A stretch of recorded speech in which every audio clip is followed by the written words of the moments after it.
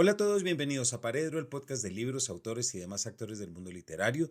Mi nombre es Camilo Hoyos y les doy la bienvenida a otro miércoles de Busca Libre y Paredro, gracias a la alianza que desarrollamos con la librería virtual más grande de Latinoamérica, con un catálogo de más de 5 millones de libros locales e importados, muchos de estos con envío de un día, es decir, que lo pides hoy y te llega mañana. Aprovechamos este miércoles para traer otro de las mesas y eventos en los que participamos durante la pasada Feria del Libro de Bogotá 2024, y en este caso fue un episodio muy bonito el que surgió para compartir en este programa, porque se trató de un homenaje al novelista, editor, traductor y gran cuentista, y de hecho ganador del Premio Nacional de Novela, Julio Paredes, en compañía de Antonio García y Alejandra Jaramillo. Esto fue gracias a un trabajo conjunto entre la editorial de Uniandes, de la cual Julio fue editor, y de la editorial Random House, editorial en la que él publicó sus libros. Así que para hoy hacemos un capítulo de homenaje a Julio y recordando siempre que hay que leerlo más. Es de estos autores que puede hacer que en el momento que publicó sus novelas y sus libros no supimos encasillar muy bien y saber a qué rama pertenecía o qué era lo que hacía. Y eso no le quita la oportunidad de volver a leerlo y explorarlo. Y creo que esa es la gran conclusión después de esta estupenda charla, que lo que hace es evocar autores, editores y personajes también amigos de la casa, porque Julio pasó por acá y pueden también escuchar un capítulo en el cual estuvimos hablando acerca de la importancia de una editorial académica. Julio Paredes publicó los libros de cuentos Salón Júpiter y otros cuentos, Guía para extraviados, Asuntos familiares, Artículos propios, Escena en un bosque, Antología nocturna y Relatos impares, y también 4 novelas, La celda sumergida, 5 tardes con Simenón, reeditada en 2014 con el título Encuentro en Lieja, 29 cartas, Autobiografía en silencio y Aves inmóviles. En 2019, que fue Premio Nacional de Novela en el 2020, así como la biografía Eugène Delacroix, el artista de la libertad. Tradujo más de 20 títulos entre ficción y ensayo, fue director editorial de libros de referencia, enciclopedias y diccionarios temáticos para la editorial Norma entre 1995 y 1999 y coordinador editorial del programa Libro al Viento entre 2006 y 2012 para la Alcaldía Mayor de Bogotá. Fue profesor de cátedra en la Universidad de los Andes y en la Universidad Javeriana. Trabajó como tutor en la Maestría de Escrituras Creativas de la Universidad Nacional de Colombia y en el Programa de Creación de la Universidad Central. Entre 2011 y 2013 fue director editorial del Instituto Caro y Cuervo. Desde 2013 hasta su temprano fallecimiento, en el 2021, fue el editor general de la Universidad de los Andes. Parte de su obra ha sido traducida al inglés, francés, italiano y árabe. Así que sin mayores preámbulos les damos la bienvenida a este capítulo que es un homenaje para que lo pensemos y sobre todo lo leamos a Julio Paredes. Bienvenidos. Bienvenidos al stand de Ediciones Uniandes. Yo soy Juan Camilo, el editor general de la universidad. Feliz pues de estar compartiendo este día celebrando al amigo Julio Paredes. Tuve el honor de seguir el trabajo de Julio en 2 oportunidades distintas. La primera fue cuando entré como director editorial del Caro y Cuervo y Julio pasó a la Universidad de los Andes en ese momento. Y luego en la Universidad de los Andes para mí ha sido un privilegio realmente y un honor poder continuar su legado. Así que pues este evento me emociona muy particularmente. Hoy nos acompañan Antonio García, escritor, Alejandra Jaramillo, escritora, Camilo Hoyos, director de Paredro Podcast. Todos ellos reconocidos en sus campos y además personas que conocieron a Julio, que conocen su obra y pues ojalá que sea provechosa esta charla. Les agradezco estar acá de verdad. Qué felicidad estar hablando de la obra y de Julio. Bienvenidos. Yo arranco porque yo iba a ser el moderador y al final me caí de la moderación para ser un invitado más, pero asumo mi responsabilidad de romper el hielo. Entonces, muchas gracias por la invitación a Carol y a Juan Camilo. La verdad es que venir a hablar de Julio pues es siempre un lujo y es hacer unas relecturas que nos ponen a pensar mucho. Yo quiero arrancar con una pequeña anécdota como para ponerlo, porque además creo que ser el moderador de un homenaje también es raro, ¿no? Porque es como conducir el homenaje, es como recuérdenlo como yo quiero que lo recuerden, y yo creo que no. Entonces esta anécdota la quiero contar, y es que hace muchos años yo fui alumno también de Patricia y también de Mireia, que me imaginé que iba a estar por acá. Entonces, gracias a Mireia, yo me enteraba de este escritor que era el esposo de Patricia, que manejaba con una maestría los LPs y los CDs, seguramente, y siempre era una imagen que nunca conocí en el colegio, pero yo estaba ahí, estamos hablando de 1995 por lo menos, o sea, estamos hablando hace muchísimo tiempo. Y en ese momento en una clase de Mireia precisamente yo quise trabajar sobre Vlad Tepes, sobre el empalador, sobre Drácula. Y entonces Mireia me dijo, tienes mucha suerte porque el esposo de Patricia es un gran fanático de Vlad Tepes también. Entonces empecé a leer de Vlad Tepes en un libro de Julio, cuando yo creo que no había comprado yo ni siquiera a los 17 años. Y esa, digamos, como ese conocimiento a través de una referencia fue una experiencia que me llevó a leer, como leí muy pocas o ninguna novela en ese momento, que fue La celda sumergida, que para mí es una novela sobre la que me gustaría que habláramos hoy, porque creo que es una novela que hay que ponerle más atención frente a todo lo que intentó hacer en un 2002. Entonces quería arrancar con esta evocación de cómo llegar a esa primera novela, que para mí sigue siendo en muchos aspectos como pero más por temas personales, sigue siendo como la obra de Julio, para mí. Creo que ya que empezamos todos a hablar que como de cómo descubrimos la obra de Julio y a Julio, yo publiqué en el 2001 mi primera novela. Y entonces yo hacía parte como de una camada que venía detrás de un lote anterior con el cual nos separaban, pues, no sé, más o menos una década, pues, poco más, poco menos, que eran Jorge Franco, Mario Mendoza, Santiago Gamboa, como que en ese lote arrancó Julio, que era un poco mayor que ellos, pero digamos que debutó como en esa franja temporal en el que fueron apareciendo el síndrome de Ulises, no, Páginas de Vuelta y La ciudad de los umbrales, y en fin. Y Julio era una rareza dentro de ese lote porque él empezó haciendo cuentos. Los demás eran novelistas, pero los tres primeros cuentos de Julio, los tres primeros libros de Julio eran de cuentos. Era como una rara avis, yo lo veía por ahí, pero pues no,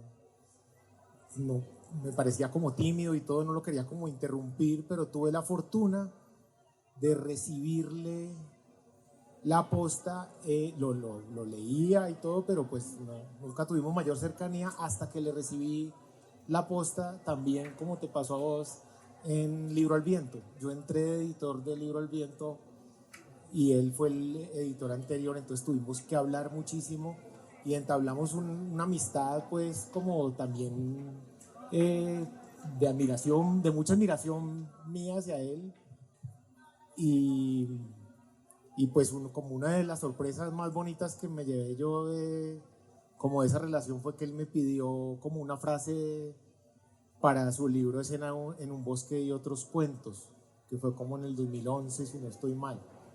Y yo pues sentí como que me había colgado una medalla, que él me estuviera pidiendo a mí un comentario para ese libro. Y de ahí en adelante siempre tuvimos como una relación afable en la que yo siempre fui como muy fanático, me encantó, me fascinó 29 cartas, artículos propios y todo, y lo seguí como muy de cerca, y como que siento que como que en vida pude expresarle como siempre, como lo mucho que me gustaba su obra. Él era como que la recibía con una sonrisa discreta y después como que trataba de huir, pero creo que pues como que le quedó muy claro que siempre yo lo estaba siguiendo y leyendo con mucha devoción, pues. Bueno, buenas tardes. Un gusto estar acá y tenerlas a ustedes dos, porque nunca nos habíamos encontrado. Yo, pues primero leí a Julio antes de conocerlo. Me interesaba mucho leer cuentos. Yo estaba estudiando por fuera y cuando volví a Colombia me llevaba muchos libros, y ahí es el momento en que en el 97 sale el primer libro y empieza como a aparecer ese Julio cuentista que es muy impresionante. Pero luego pues sucede algo que cambia la vida de muchos de nosotros y nosotras, es que se crea la Maestría de Escrituras Creativas de la Universidad Nacional de Colombia, que nunca me canso de decir que es la primera de toda Latinoamérica. Entonces, fue un lugar como que era la magia más increíble posible, estar sentadas en ese espacio tratando de construir esa maestría. Y Julio llega en el segundo semestre, porque los que dábamos clase en el primer semestre y segundo semestre de la maestría éramos como los más novatos, y los grandes autores más veteranas venían a dar tercero y cuarto semestre. Entonces empezamos a encontrarnos ya ahí cambia, digamos, ya no soy simplemente una lectora que tenía ya un gusto por la obra de Julio, sino que empieza una relación muy cercana de unos años que además fueron difíciles, porque eran años en que Julio vivía un momento duro. Entonces había como una conversación muy intensa, permanente, en la relación con Julio ahí en esos años. Y ahí pasó que uno de los primeros momentos es que él me regaló la celda sumergida. Me la regala porque en ese momento yo acababa de publicar mi segunda novela, y pues yo ya le estaba contando que tenía mi obsesión con Bogotá. Yo hice mi tesis de doctorado sobre Bogotá y no había conocido la novela de Julio. Bueno, no me acuerdo si por fechas es que se publicó un poquito después tal vez, pero él me pasa esa novela. ¿En 2000 qué? No, espérate, La celda sumergida es de 2003. No, claro, no se había publicado porque yo estaba usando libros que eran de final del siglo, pero me entrega la celda y yo me voy a leer esa novela, que estoy absolutamente de acuerdo con Camilo, que es una novela importantísima en la literatura bogotana. Bogotá es una ciudad que desde los años 90, bueno, históricamente siempre, pero hubo un tiempo de mucho silencio y de repente se vuelve una ciudad muy narrada. Y la narración de La celda es impresionante, pero lo que yo quiero contar, más allá de la fascinación de ver ese hombre que recorre esa ciudad en esa novela, es lo que viene después, para empezar uno a descubrir quién era ese autor que está detrás de unos libros como estos, porque la siguiente semana yo llego toda emocionada: Julio, me terminé la novela, qué maravilla, me fascinó, y me dice: le traje otro regalo. ¿Qué? Y me saca el CD de la banda sonora de La celda sumergida. Entonces yo me voy para mi casa con la novela, el CD, a oír y a volver a leer, porque él hacía banda sonora de los libros. Después de la banda sonora, entonces empezó a mostrarme algunos grabados de los que él hacía.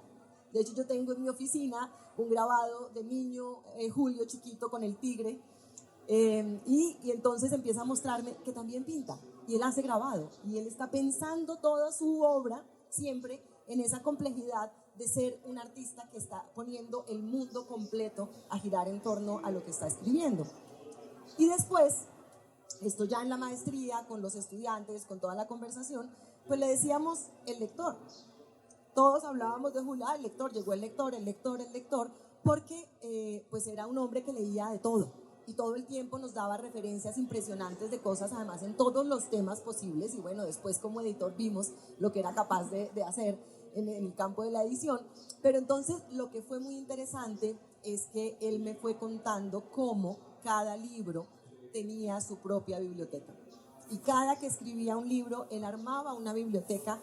Yo me las imagino, la verdad, cuando conocí la biblioteca en ese momento no había separados, pero siempre me los he imaginado como una suerte de altar, ¿no? Como un lugar donde además él iba poniendo los objetos que se relacionaban con el libro, donde estaba la biblioteca que pertenecía a eso, y que además no era una biblioteca solamente de literatura, porque él le decía a uno: no, usted no puede leer solo literatura para escribir esa novela o lo que uno estuviera haciendo, usted tiene que escribir de todo, tiene que leer de todo, tiene que leer ciencia, tiene que leer física, tiene que leer biología, tiene que leer derecho, que era un poco la idea que todos ya conocemos de que hay que investigar para escribir, pero esta era una lógica de investigación muy amplia, porque no era solo como investigar utilitariamente, como lo hacemos en muchos momentos para el personaje, para la atmósfera, para la escena, sino que él necesitaba crear un mundo que le resonara para poder empezar a escribir.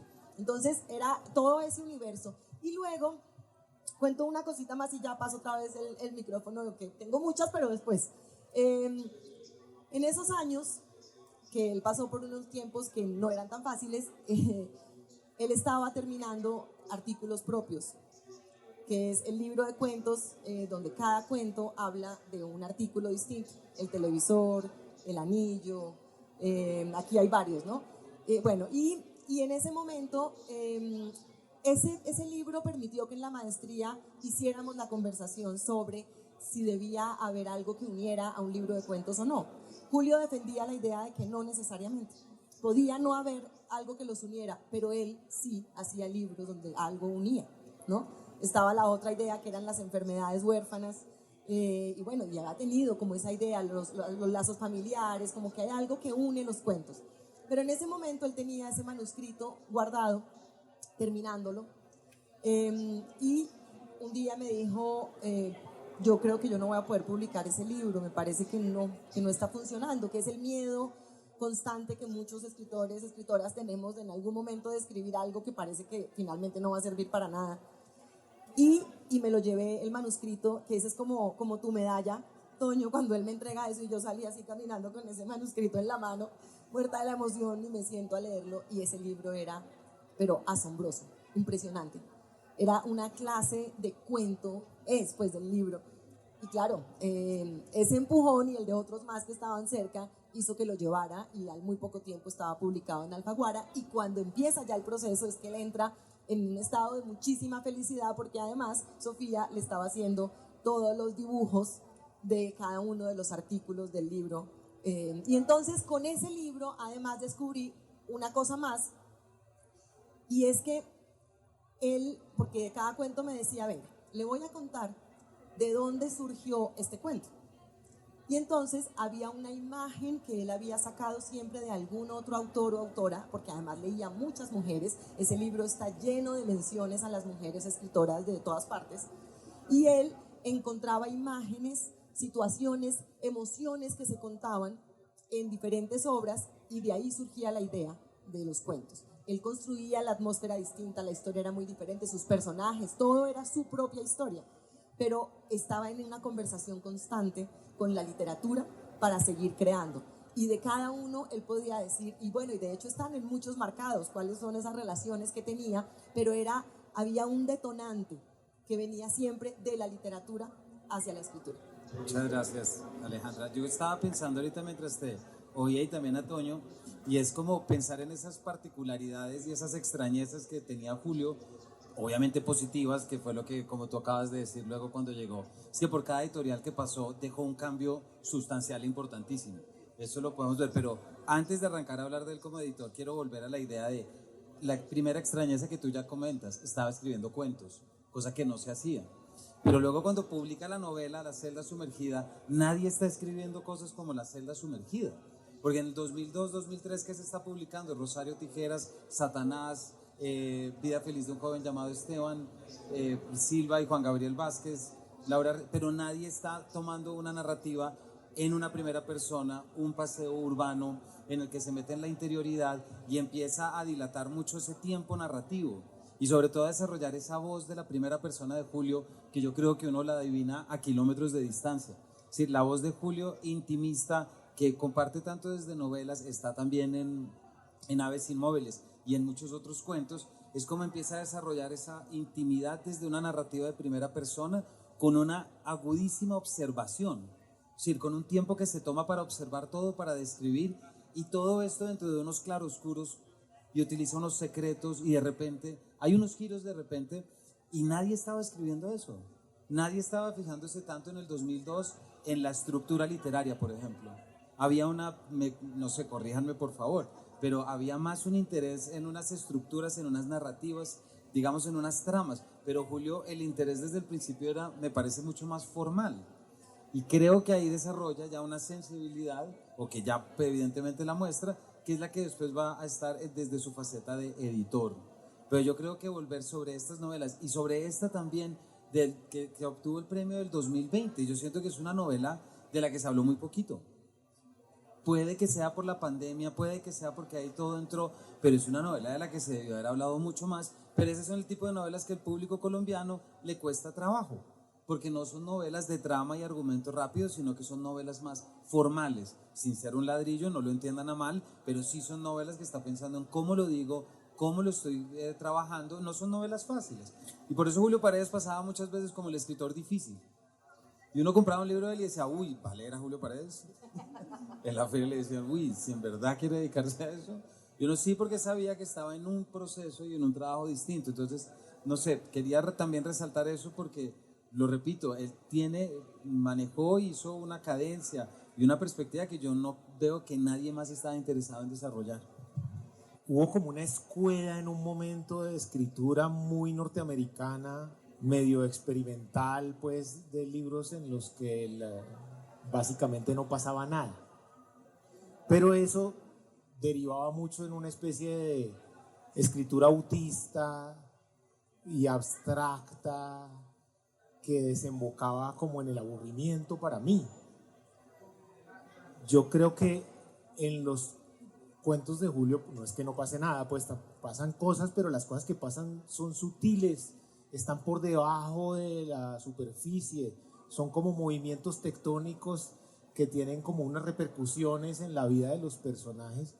Y yo podría decir, pues, como que para mí nunca fue más fascinante leer literatura en la que no pasaba nada como en la de Julio, porque él logró evitar todas las trampas de la literatura en la que no hay un plot definido y marcado por unos puntos de giro, y en los que existen unos personajes como muy particulares y casi que rayanos en la caricatura, ¿sí? Los personajes y los hechos que narra Julio son siempre muy discretos y muy pequeños en como en todo el rosario, pues, y como en todo el espectro de cosas que podrían pasar, que tiene la literatura.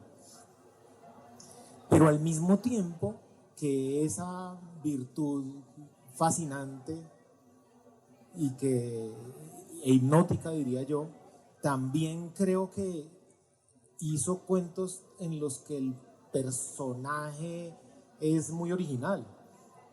A mi mente, por ejemplo, viene Florenghiesta, que es un cuento de un jovencito como de 16 años, virgen, que de pronto entra como en un romance y pierde su virginidad con una amiga de su hermana mayor, que es albina. Y como la delicadeza, la belleza, la sutileza con la que muestra ese personaje de esa albina, yo no lo había leído antes. Entonces ahí es cuando uno ve también que él es capaz de hacer todos esos personajes que también son particulares y que son innovadores en sí, más allá del estilo moroso y cuidadoso que nos sorprende y nos gusta. Soprano, por ejemplo, ese cuento es maravilloso, como ese señor andando por esos pueblos polvorientos como con una especie de Elenita Vargas en decadencia. Pues me parece que ahí también hay ahí también hay un Julio insospechado, pues. Entonces, como ponderando y gustándonos todo este Julio como de un tono que es casi oriental, pues así como de escritor japonés. También tenemos un Julio que de vez en cuando tiene cuentos como Escena en un bosque, que también tiene como ese señor gordo, súper extraño, medio grotesco, que está con esa pareja. Entonces, de vez en cuando, en medio de como de esa geografía como que tiende a ser como muy discreta, se alza una construcción rarísima que también brilla, también porque no es tan frecuente. Cuando sucede es como una estrella que brilla por ahí como en ese firmamento que es más opaco, pues. Y el lector de Julio, en las compilaciones de cuentos, siempre llega a uno o dos cuentos que se saltan esa norma de escritura que nos gusta tanto a todos. Julio, sí, son muchas cosas. En el 2008-2009 había ya muchos de los libros posteriores en proceso. Aves Inmóviles ya era una conversación permanente. él ya estaba todo el tiempo. De hecho, se había inventado el restaurante que iban a tener, que se llamaba el Burrito Japonés, y luego creo que al final no quedó, se fue transformando. Pero cuento esto porque estaba Artículos Propios, estaba Aves Inmóviles en proceso, estaban las cartas y el trabajo de las nubes también va empezando un tiempo después de tomar fotos a las nubes, de ir recogiendo como esa impronta del mundo que él necesitaba que le acompañara a la escritura. Y lo cuento porque era un escritor de calma, de ir muy despacio con cada libro, de hacer los libros con mucha pausa, no estaba con afán. No era un autor que estuviera buscando producir muy rápidamente, no, él tenía muchísima pausa en la escritura y pues imagínense, si tenía que hacerle banda sonora, encontrar las imágenes, crear la fotografía, hacer toda la biblioteca, o sea, era un culto a cada escritura, además de pasar por los momentos de si sirve o no sirve, ¿no? Que también son tremendos.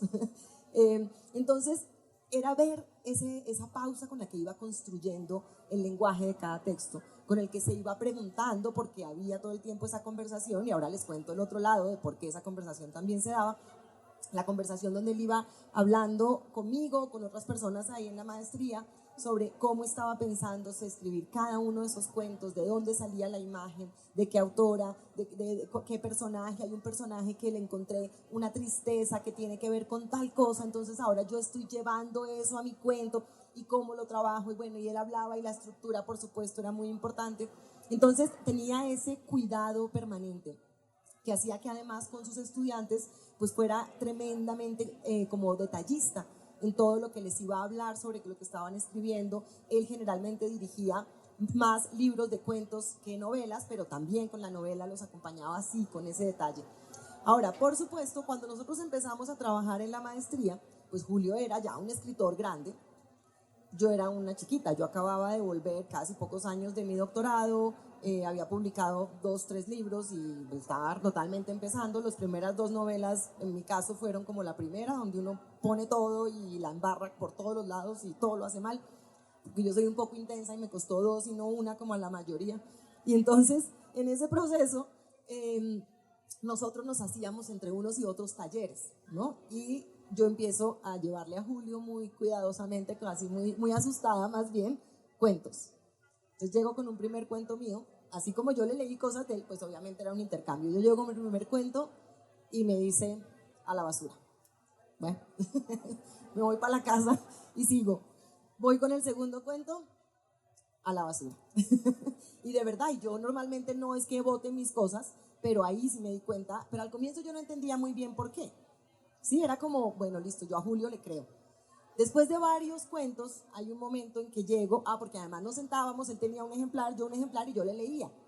Entonces, en un momento que yo veo que la cara no está tan mal, o sea, que no está señalándome ya la basura, en un momento empieza a hacer algo como, pare, repita esto. Entonces yo empiezo a repetirle y de repente él me va diciendo, aquí ya empieza a haber algo. Y poco a poco me va explicando qué era ese algo. Y ese algo, pues yo llevo años trabajando sobre ese algo, porque además he escrito sobre qué es el gesto del cuento, cómo funciona un cuento, pero creo que todo al principio se lo aprendí a Julio. El algo era cuando usted hace un cuento y lo llena completo, está vacío. Si es artificio todo el cuento y todo funciona para el artificio, está vacío. Vacío en el mal sentido, no en el sentido de que quede silencio en un cuento, sino no sirve. Usted estaba llenando el cuento, me decía. Cuando empezó uno que dice, aquí hay como algo, me dice, por fin, aquí hay un pedazo de silencio que sí puede servir. Aquí usted empezó a darse cuenta que el cuento no necesariamente es el artificio, porque que además es algo súper complejo en los talleres de escritura. Uno cree que el cuento es el artificio. No, yo voy a escribir un cuento sobre una pareja. Había un alumno que tenía una pareja que llevan 30 años esperando la hija y todos los días por la ventana ven venir a alguien y piensan que es ella. Entonces mi cuento es ese segundo, que la ven venir y no es. Y la pregunta que haría Julio inmediata es, ¿y quiénes son? ¿Y por qué la esperan? ¿Y por qué se les fue? ¿Y por qué tal? ¿Y por qué tal? ¿Y cuál es la atmósfera? ¿Y por qué la atmósfera de ese día es diferente a la del resto de los 30 años? ¿Y por qué? ¿No? Pero ese por qué que necesita estar en las sutilezas de las que hablaba Toño ahora, porque él buscaba siempre que el silencio creciera dentro de los textos. y que las cosas fueran muy sutiles, y entonces ese era como parte de ese aprendizaje. Darse uno cuenta que él lograba, con la pausa de la escritura, con ese pensamiento de palabra a palabra, lograr que los cuentos tuvieran la posibilidad de no ser completamente artificio, y que al no ser artificio, pues eran un mundo completísimo. Yo dicto unos talleres que los llamé sacar el mundo por la ventana, y creo que me hacen pensar mucho en Julio y en unos cuentos que son la contención máxima, pero el mundo entero pasando por ahí, ¿no? Como una cosa que uno dice, esto me está diciendo tantas cosas, todas ahí juntas, pero estamos en la contención. Y es, ahora, ahí yo tenía una discusión en la maestría, porque a mí me fascinan los textos dificilísimos, los que no dicen nada. Entonces, cuando yo leí la celda sumergida, las personas alrededor decían, no, pero es que Alejandra es la lectora perfecta de esa novela, a ella obvio que le iba a gustar. Pero teníamos siempre esa discusión también entre la literatura como lo que tiene que ser ese objeto perfecto, o la literatura como algo que también puede abrirse a formas que no son tan perfectas. Y creo que Julio trabajaba también eso, ¿sí? Aunque lo trabajaba al extremo, trabajándolo mucho, pero no buscaba el texto completamente redondo. Quería salirse de la imagen del texto redondo, que era el artificio lleno, manteniéndose. Como esa forma de los cuentos de Julio, anotaría yo, no es el cuento artificio de Cortázar, pues, ni esos cuentos redondos, como una esfera en la que al final se atan todos los cabos. Él no era así. Eran unas estructuras que tenían cierta arquitectura dispar, digamos, o como cierto desbalance, que es la virtud de los cuentos también, porque uno siente que hay como un frágil equilibrio, como que todo se puede derrumbar en algún momento. Te pasa, no sé, te sale una manchita en un pulmón y se puede derrumbar tu mundo, ¿sí? O te encuentras en un cajón 29 cartas de una remitente que no sabes, y de pronto eso empieza a abrir como una grieta. Todas esas como especie como de amenazas de derrumbe, yo creo que son orgánicas a esa arquitectura que está como a punto de caer, o que tiene un peso muy grande a la derecha y como menos a la izquierda. Esas arquitecturas que no son así tan redondas tienen peligro de venirse abajo. Y entonces yo creo que la forma y el contenido, esos personajes que uno siente que jalar un poquitico más la pita se destruye todo, digamos que se corresponden. Estaba pensando ahorita mientras los escuchaba cómo hay algo que me impresiona, y es que estamos hablando del Julio cuentista y del novelista, pero claro, tú hace un rato hablabas de la discreción de Julio cuando uno se refería a él como escritor, y es que era también así. Yo cuando lo entrevisté en Paredro, obviamente le hice el gran llamado a la celda sumergida desde el inicio y no le puso ni atención. O sea, siguió absolutamente derecho. Es como, no sé, lo pregunto, es como, no me interesa ser reconocido como escritor. Y la relación entre los editores que escriben, pues es una relación cuanto mínimo complicada, ¿cierto? Como uno como lector y con todo lo que tiene que traer. Entonces, para poder entrar un poquito en esa faceta de editor, Toño, yo sí, aquí sí funjo de moderador, pero ¿por qué no nos cuentas un poquito cómo fue Libro al Viento? Porque es que se está cumpliendo 20 años de Libro al Viento ahora, por ejemplo. Julio, mejor dicho, Julio, a esa parte yo no la tengo muy clara. Julio se le ocurrió todo lo que fue Libro al Viento. ¿En qué momento entró él como a apoyar? Y por supuesto tú que también debes saber, ¿no? Pero creo que eso puede ser también una forma de recordarlo. Julio llegó después de que las bases quedaron sentadas entre Margarita Valencia, Ana Roda y Laura Restrepo, sí, que además fue la de la idea, Laura Restrepo. Pero digamos que hubo como esos primeros 3, 4 ejemplares del Libro al Viento que salieron, esas 3 primeras ediciones, no tenían como un editor fijo, ahí se lo pelotearon entre ellas, y cuando llega Julio, que si no estoy mal duró 6 años de editor, él hizo el catálogo y además tradujo muchos de los textos. Él era editor y traductor de muchos textos del libro al viento. Y yo creo que ahí combinó como dos de sus excelentes facetas, que era el ojo de editor, pero también el ejercicio de la traducción, que yo creo que ese ejercicio de la traducción alimenta muchísimo de su obra. Es decir, por ejemplo, 29 cartas tiene que ver o bebe pues de la fuente de las traducciones que hizo de Oliver Sacks, como esas cosas sí.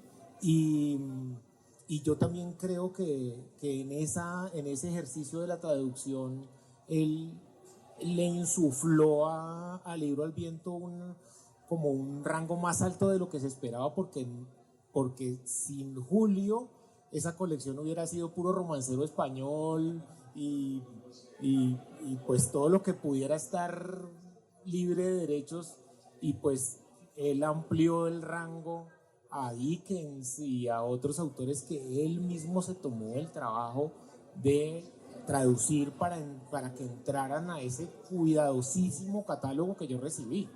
Yo lo que quise hacer fue no palidecer al lado del trabajo que él había hecho sostenido, súper curado de esos libros, pues. Además porque publicaba autores y autoras de muchos lugares, hizo compilaciones de cuentos, y él se divertía muchísimo haciendo Libro al Viento, y me acuerdo mucho el momento en que llegó a contar un poco con una sonrisa muy burlona que en Medellín copiaron Libro al Viento. ¿Ustedes se acuerdan de esa historia? En Medellín copian Libro al Viento, pero deciden solamente publicar autores antioqueños. Entonces, ante el catálogo de Julio, ¿no?, que era este compendio de autores y autoras del mundo, de todos lados, en una búsqueda de diversidad, él llega y dice, en Medellín van a hacer un Libro al Viento que solamente tiene antioqueños. Bueno, era un gesto raro. Perdón, quería decir una cosa acerca de lo que vos decís, de que le mencionaste la celda sumergida y como que pasó de largo y todo. Yo creo que también la personalidad de Julio, o sea, Julio era incapaz de darse importancia. Él no se daba su propia importancia. O sea, estamos en un mundo en el que hay muchísima gente que se alaba y se ensalza, incapaz. Y ver a Julio pues como haciéndole, ahí patrullando al lado de un ascensor en un hotel, en cualquier feria, esperando pues que baje un editor para, ay, nos encontramos. No, jamás, jamás. Julio, por lo que yo alcancé a trabajar, pues a entender de mi trato con él, estaba convencido de que los libros tenían que hacer su trabajo.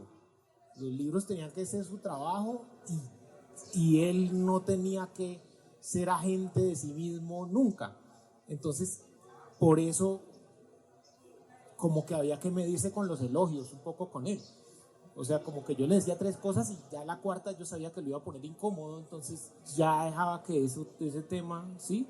Y quizá también esa actitud hizo que dentro del panorama de la literatura y sus contemporáneos no brillara su obra tanto, porque él no condescendía a hacer ningún gesto de autopromoción. Pero hay una cosa que en la maestría yo pude ver con muchos de los profesoras que pasaron por la maestría en esos años, y es que todo el mundo, por más de que no fuera el que era el escritor de moda, ni el que más vendía, ni nada de eso, todo el mundo decía, el que más sabe, el que sabe la estructura, el que va a reconocer dónde está el problema de un texto, el que le va a encontrar la mejor manera de solucionarlo, es Julio.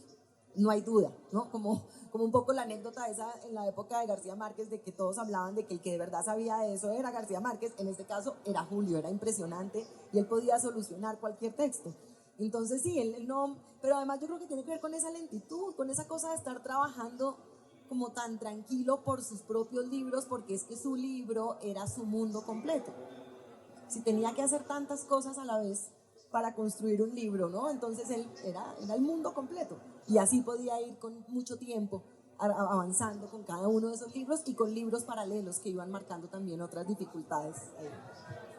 Hay una cosa que yo he pensado, y sobre todo pensando para hoy, hay un adjetivo, una palabra que se me viene para definir a Julio, no sé si ustedes van a estar de acuerdo. La palabra puede sonar antipática porque suena como si fuera creído, pero no, es que me parece que Julio siempre fue muy sofisticado para la época en la que trabajaba.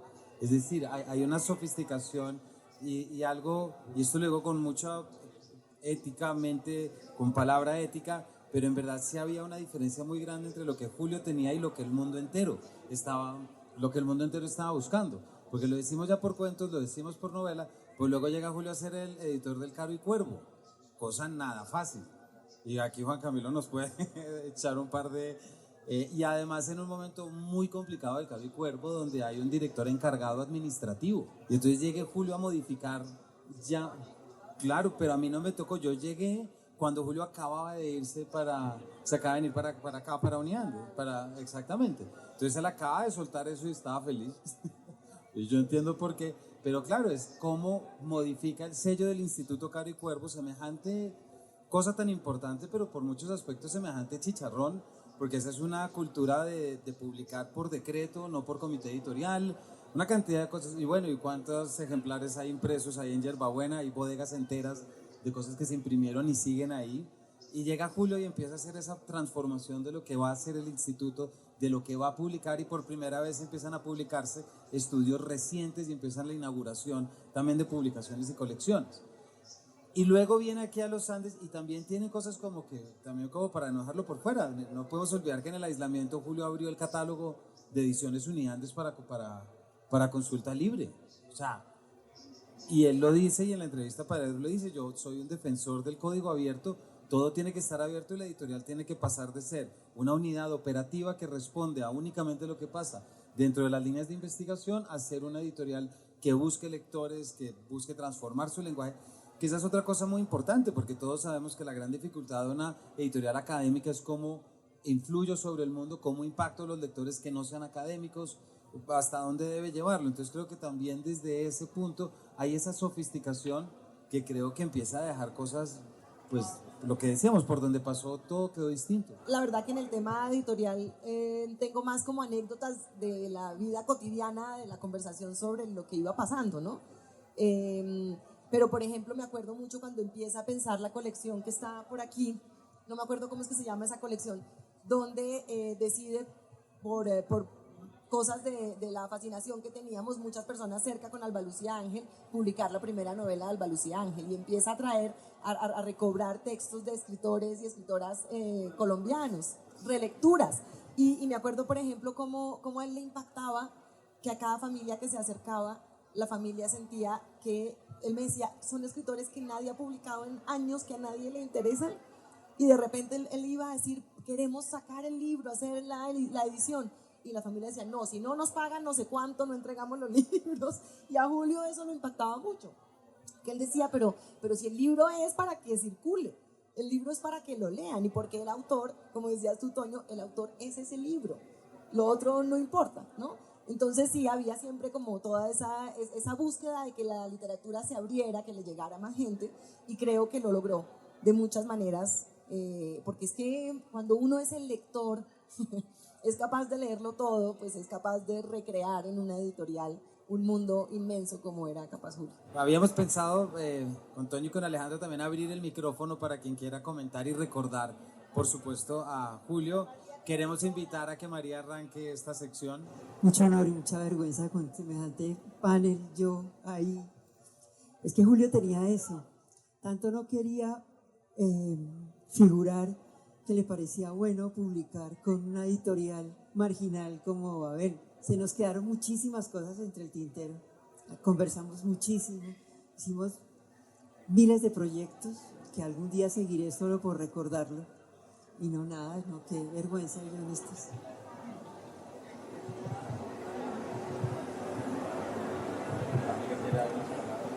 Sí, quisiera simplemente decir que bueno, también muchas gracias a nuestros amigos de Penguin Random House que hicieron posible este evento. Hay un video que justamente por eso es que están como apretados acá en el panel, pero entonces pues ahora lo vamos a pasar. Es como de gente que conoció a Julio hablando sobre él.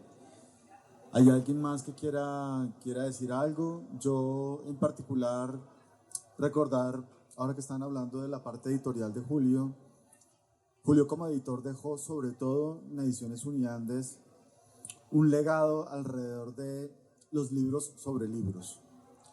Y en particular pienso en un sello editorial que es bellísimo, que es la Biblioteca Editorial. Y a mí me ha sorprendido cómo la Biblioteca Editorial se convirtió en un sello de referencia en América Latina sobre los libros. O sea, a donde voy, los editores chilenos, mexicanos, peruanos, argentinos, españoles, todo el mundo habla y sabe de este gran sello que es la Biblioteca Editorial. Y estamos continuando ese legado de Julio, que es abrir los estudios literarios, los estudios editoriales a todo el mundo. Por otra parte, la fundación de la revista Contraportada, que también es un referente en América Latina. Es increíble realmente lo que logró Julio convocar alrededor de la reflexión sobre lo editorial y sobre los libros. Y por supuesto otro sello que él fundó, que es Tandem, que es un sello también precioso, donde la idea era hacer coediciones. Julio era un convencido de las alianzas editoriales y era un defensor de, digamos, el gremio de los editores. Cumplió un papel importantísimo en la Asociación de Editoriales Universitarias, en ASEUC, y ese es un legado del que todavía falta también como profundizar, no solamente el Julio como el ojo del editor, digamos, sino el que sabía que había que divulgar los estudios editoriales y que eso tenía en este momento como un filón. Bueno, pues muchas gracias y nada, que ojalá sigamos recordando a Julio el día de hoy.